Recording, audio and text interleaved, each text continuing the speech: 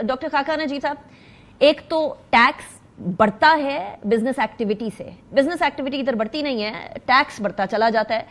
ऐसी सिचुएशन में middle class एक बफर होती है, वो बफर डिप्लीट होता हुआ खत्म होता हुआ नजर नहीं आ रहा आपको? देखिए, पाकिस्तान की ये बात तो दुरुस्त है ना कि आप अगर टेक्निकल और पॉलिटिकल विल दोनों दिखाएंगे नहीं, और रिटेल को, एग्रीकल्चर इनकम टैक्स को, जहाँ पे टैक्स गैप्स हैं, टैक्स गैप की स्टडीज़ हैं, चाहे वो जीएसटी की मद में हो, अगर आप ये सारे काम नहीं करेंगे तो जो ईजियर टारगेट्स हमेशा रहे हैं, वो चाहे मैन्युफैक्चरिंग हो, चाहे वो आपको इनकम पेइंग यानी वेजेस हों, आप उनको टारगेट करना शुरू कर देंगे। सो ये एक कंसिस्टेंट बिहेवियर पाकिस्तान का रहा है। इसी तरह पेट्रोलियम लेवी भी जो है एक इनडायरेक्ट किस्म की, जब हमने रिप्लेस किया इसको, सेल्स टैक्स था उसको रिप्लेस कर दिया पेट्रोलियम लेवी से, अब वो 1300 अरब रुपए पे चली जाएगी इस साल, जब आप 20 रुपए एक्स्ट्रा लगाएंगे। सो ये बात बिल्कुल दुरुस्त है। बट यहाँ पे मैं ये कहूँगा कि really that time has come कि एक डेवलपमेंट बार्गेन जिसको मैं कहता हूँ, चाहे वो रिटेलर से करना हो, पॉलिटिकल पार्टी से करना हो, एस्टैब्लिशमेंट से करना हो, सबको आपस में करना पड़ेगा, वरना तो कहानी बड़ी सादा है ना। People will in the end have a country जहाँ पे अब 8,500 अरब का खसारा है, अगले साल इससे बड़ा खसारा होगा, आपका डेट बढ़ता चला जा रहा है, आप 10,000 के करीब मार्कअप रखे हुए हैं जो आपने पे करना है। और आप ये भी यकीन करें कि 24वां फंड का प्रोग्राम करने जा रहे हैं, मतलब अर्जेंटीना के करीब खड़े हैं। It is not a thing to do any more. हम लोगों को ये जिसे कहेंगे कॉन्स्टिट्यूएंसी ऑफ रिफॉर्म क्रिएट करनी पड़ेगी ना। ठीक है। अच्छा शबर साहब, वेरी क्विकली मुझे ये समझा दीजिएगा कि बजट के बाद पाकिस्तान स्टॉक एक्सचेंज के अंदर तेजी, वो किस बात की का जश्न मना रहे थे? जब सैलरीड क्लास के लिए तो मुश्किल हुई, किसी जगह पर ईज भी, कुछ अच्छा भी है इस बजट में? देखिए अनिका, बात ये है कि हमारे लोगों को समझ नहीं आती, तो फिर वो स्टॉक एक्सचेंज की जो इंक्रीज है उसकी दो वजूहात है।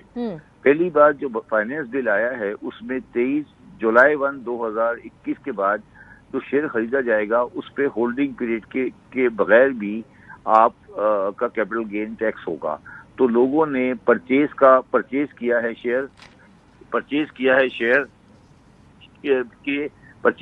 शेयर के वो 30 जून 2024 से पहले शेयर खरीद ले कि उनको मिल जाएगा। दूसरा ये कि म्यूचुअल फंड का जो टैक्स है ऑन डिविडेंड, अगर वो गवर्नमेंट सिक्योरिटी के साथ रिलेट करते हैं तो वो जुलाई के बाद 25 हो जाएगा।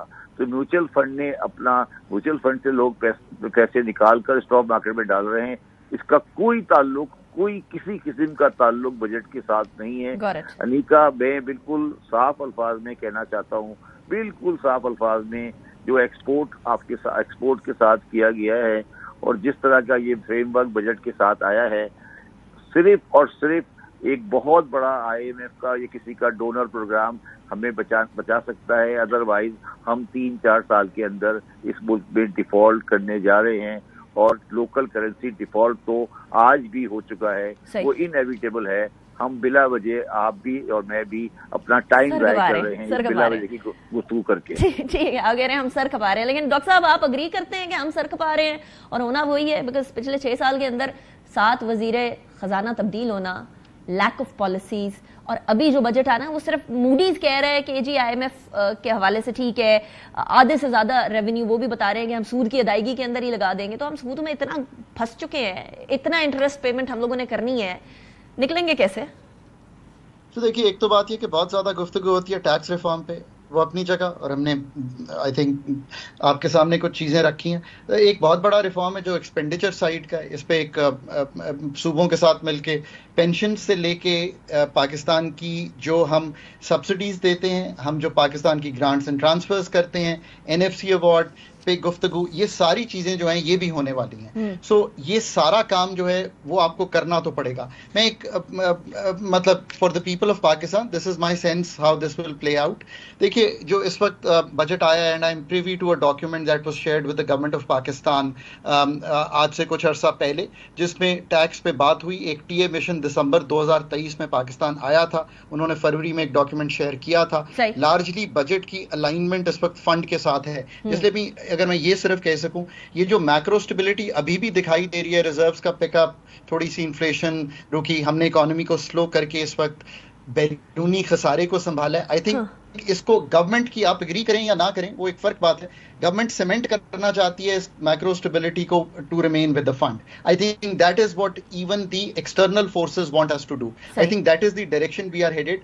पर हैविंग सेड दैट, जितनी गुफ्तगू इस वक्त आपके प्रोग्राम में रिफॉर्म की चीजों पर हुई है वो हमारे काम है करने के। अब जब भी फैसला करेंगे, विल दिखाएंगे, डेवलपमेंट बार्गेन करेंगे, आपको ये करना है। Got your point. अच्छा शब्बर साहब, बिजली की कीमत के अंदर इजाफा हुआ। एक सेकंड अनीता साहिबा, मेरी बात सुने।